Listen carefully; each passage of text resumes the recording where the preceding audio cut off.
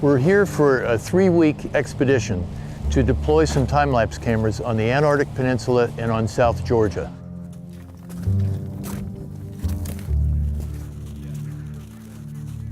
We've already told a powerful story of what's going on way up north. I've always wanted to tell the story of what's going on down here. Adding a story from this part of the world makes the archive that much more powerful. The peninsula is one of the fastest warming places in the world. The year-round temperatures at Palmer Station are up 5 degrees on average. 5 degrees is an enormous increase in warming. That's a big story, and the glaciers give us a chance to bring that story to life.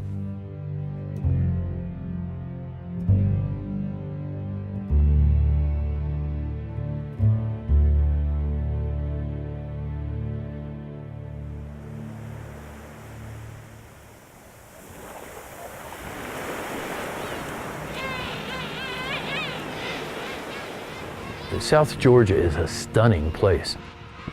I was completely unprepared for how spectacular it would be. Hey, boys. Hey, boys.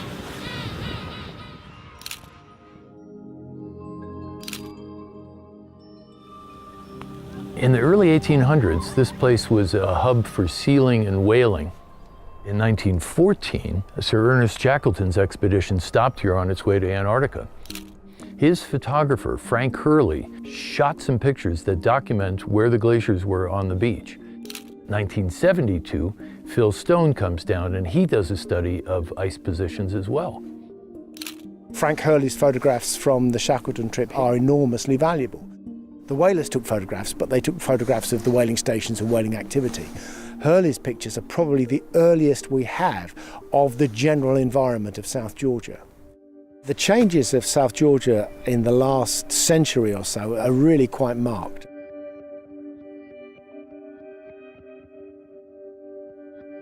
As far as the Extreme Ice Survey is concerned, we thought our real work was in Antarctica. And when we got here, I realized that South Georgia was an incredible opportunity for both art and science. South Georgia and the Antarctic Peninsula, down here in the air currents blowing around the southern part of the world. It's giving you a test for what's going on in these latitudes, and you can see the air and the climate changing through these glaciers. Let's see this one.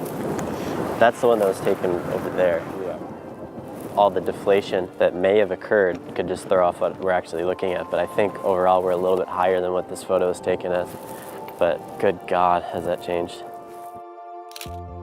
In 1972, Bertrab Glacier was this great big tongue of ice looking down out of the highlands, laying all the way across this area called Gold Harbor. We just got here and there's no ice on the beach anywhere. So big changes have happened here. Our pictures, repeating what others have already done, makes an amazing long-term record of how this area has changed. We can follow the retreat of glaciers from satellites these days.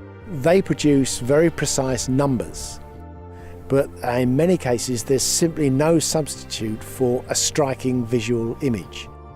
I think it carries power that raw numbers don't. I no longer know how long the Extreme Ice Survey is going to go on. I thought it would only be a 3-year project. Now we're on year 8, and we're basically committed for 5 more years down here in the southern hemisphere. There's some connection between our minds, the camera's eyes, and what's going on in the landscape.